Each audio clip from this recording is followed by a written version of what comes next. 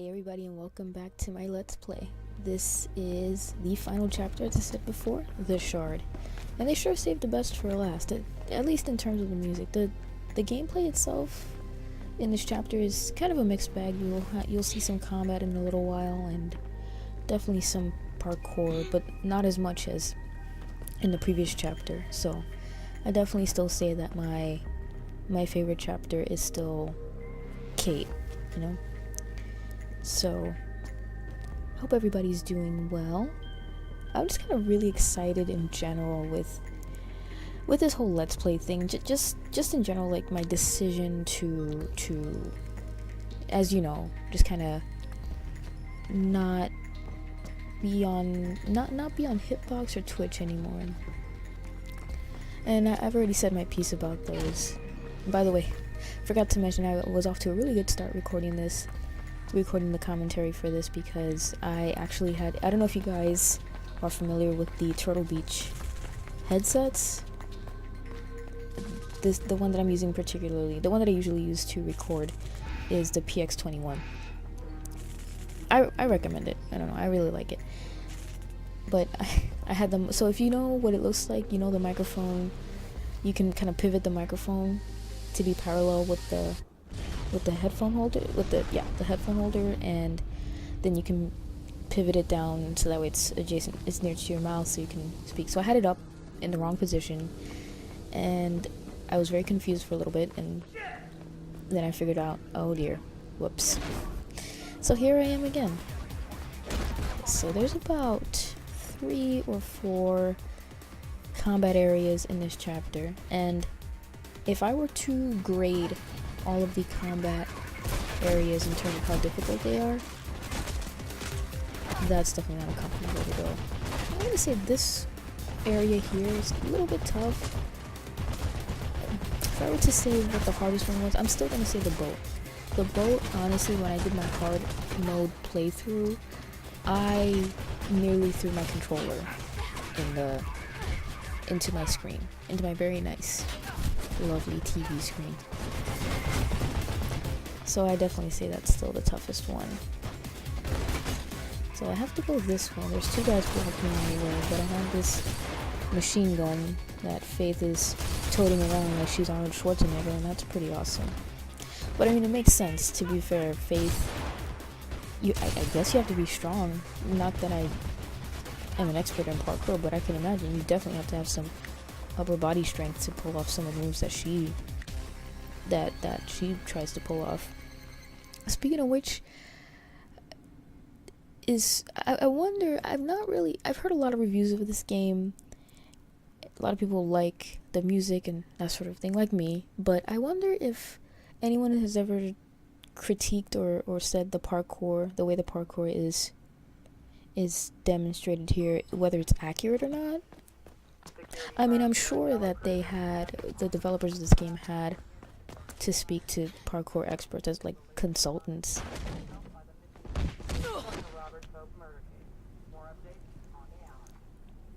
Good work. Checker. Gonna shoot me too? No. Right now, you're Kate's best hope. Weren't these your guys? No, they're PK's, Pirandello Kruger, private security. What's going on, Miller? Pope's murder. Turns out there was a man on the inside. Ropeburn? Yes, you were right about him. I tried to get answers myself. But why Kate? They needed a CPF cop to look like Pope's killer. No time to explain more. Take this comms unit and head for the roof. It's where they've taken Kate. I'll contact you when it's safe. I'll hold them off. The roof. Go! Now!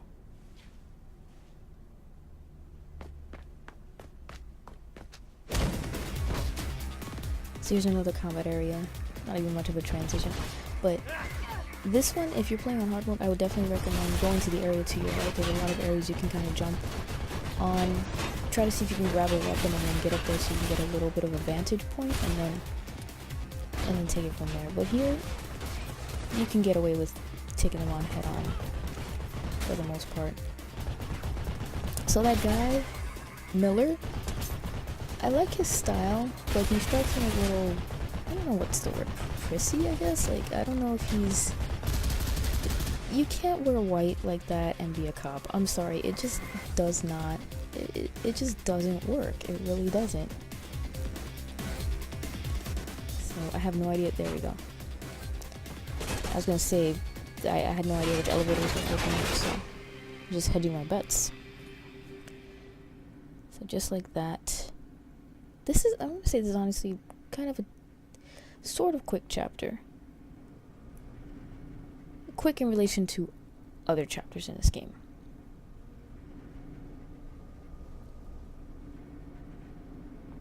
So...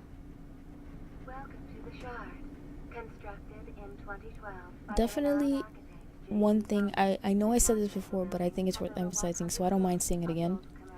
I think they need to do a better job in the next game, in Mirror's Edge 2, of hiding the transition screens in a little more of a creative fashion instead of having these elevators. I think you spend more time in the elevators in this game than you do actually well, you know, maybe that's an exaggeration, but definitely you spend a significant portion of your time in the elevators. And I know they try to make it as painless as possible by having text scrolling in the screens in some of the elevators, not all of them. Sometimes they just have a static image, and in that case you're really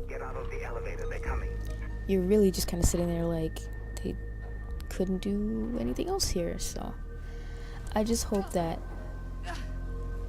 they reconsider that. So alright, so here I am in the elevator shaft, and I think this game, for some reason, not for some reason, I know exactly what the reason is, but if you're an 80s kid, I don't know how many of you guys are 80s kids, but definitely, I can't stop thinking about the original Die Hard when I play this game. I mean, not during the parkour sequences when Faith is jumping from roof to roof, but when she's in air ducts, and here too in the elevator shaft. So, what can I say? What can I say? I'm a product of my age, huh? So speaking of speed, not the drug, by the way. Oh my god. I didn't even know you could die that way. So apparently Faith's face just got smacked really hard by an elevator going 50,000 miles an hour.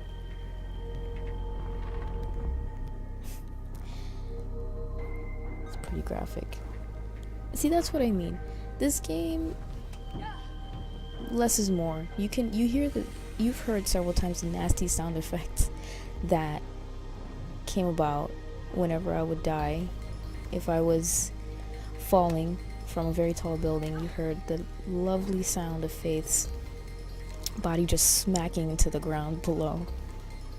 I mean, oh my gosh, you don't have to see it, but you know exactly what happened. You really don't have to see it. Speaking of which, so I don't understand why is it that in some horror games and horror movies and stuff like that, they make it a point to be over the top with things. I don't know. And the game that I criticize, oh my god, this is getting a little comical at this point. The game that I really criticize for something like that is, well, I criticize it for a lot of reasons. Silent Hill Homecoming? Oh my gosh. I mean, if I were to decide between Resident Evil and Silent Hill, what I'll say is this: I've played more Resident Evil than Silent Hill. I played the first, second, third, and fourth games. I've beaten the second and the third game. I've also played Silent Hill Origins, and I've beaten Silent Hill Origins, and I've played a little bit of Homecoming and a bit of Shattered Memories, which is actually a very interesting game. Shattered Memories definitely has a mechanic that's really fascinating that I kind of want other games to explore. It had this whole psychology mechanism where you would answer questions during a therapy session, and if you I think also if you displayed certain behaviors, for example, whether you looked at certain images for a certain period of time, it would affect different aspects of the game, not just major things, but really minor things, like whether a character was dressed a certain way. And I really like that a lot, and that makes me want to play the game. I never beat it, and here's the reason why. Because I was having such a hard time. That game came out on the Wii, and I think if it came out on other systems, that might be cool, because I definitely want to try it on other systems. And of course, you guys know me by now, Butterfingers. And apparently Faith decided to put soap on her, or soapy water on her shoes before she left to go to the shard. I don't know. So, Shattered Memories. I played it on the Wii, and interesting premise. And the idea is that you're not supposed to fight the enemies, you're supposed to run from them, which is really cool in a way. It makes the action sequences more intense. And by action, I shouldn't have used that word. That's actually a poor choice of word, because that implies that the character you're playing as will fight the enemies, and you're actually not supposed to fight the enemies at all. You're supposed to run from them until the nightmare ends, which even that is an intriguing concept as well. Here's the thing though. I had such a tough time running from the enemies, and not to mention running from the enemies because I would keep getting lost. I had no idea where I was going. Everything looked the same after a while. It was just blue all over the place. If you guys played the game, you know exactly what I'm talking about. So there's that, and then there's the fact that the enemies will just kind of gang up on you. So it turned into kind of a frustrating experience for me, even though I can still recognize the fact that Shattered Memories had a really cool concept, and I think other games should definitely explore it. I don't know how well that game sold, but definitely an interesting concept. It's just too bad I couldn't get the running mechanic down. And another thing... I see you now. There's a sniper team guarding this area. You can get back in on the other side. Be careful, Faith.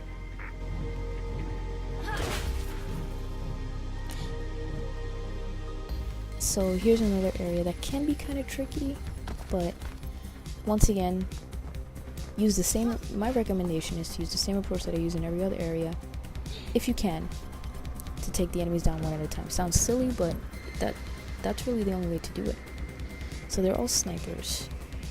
So the idea is that thankfully the cover is placed in such a way that you really shouldn't have to worry about getting shot to death. I'll put it that way. So Shattered Memories was kind of a mixed bag for me, but it had an interesting mechanic that would make me want to play the game. However, Homecoming. This is going to actually sound this is actually a lot more controversial than I thought it was going to be, because honestly I thought a lot more people were going to hate that game than they actually seem to do. I don't know, at least that's my impression. I really don't like Homecoming at all.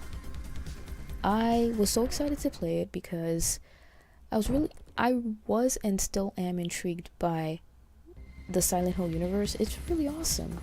You have this interesting premise. First of all, Silent Hill, the first Silent Hill came out way back in 1999, where what was the most popular game that was out at the time? Resident Evil 2. When you had all these other games coming out after Resident Evil 2 that were just trying to copy its formula, Silent Hill comes along and is like, no, we're not going to be about zombies, we're not going to be about a virus and that sort of thing. We're going to do something completely different. And I like that, and I really respect that, especially given the timing. That is awesome. So I really was intrigued by it. To me, it has a rich mythology, I guess you can say. So here comes Homecoming, and I say, man, I hope this game answers a lot of these questions that I have about the workings of Silent Hill, the inner workings of Silent Hill. And I didn't beat the game, but I know what happens in the game because I kind of read it because I got impatient. Here's why. So believe it or not, here, this guy will almost never hit you, so you don't have to worry about rushing past that area. except if you decide to miss the gun like I did, and this guy just goes to town on your ass. Ridiculous.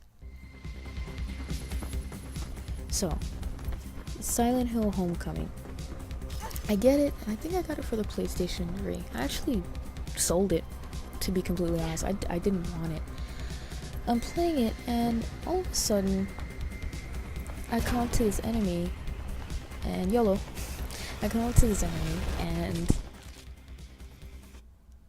I don't know if the game gives me a tutorial then and there, or it's basically, oh, well, string a series of moves to make a combo, and I'm like, oh god. I'm starting to get that feeling. You know that feeling that you get where you say, oh my god, what did they do with this game that I used to love?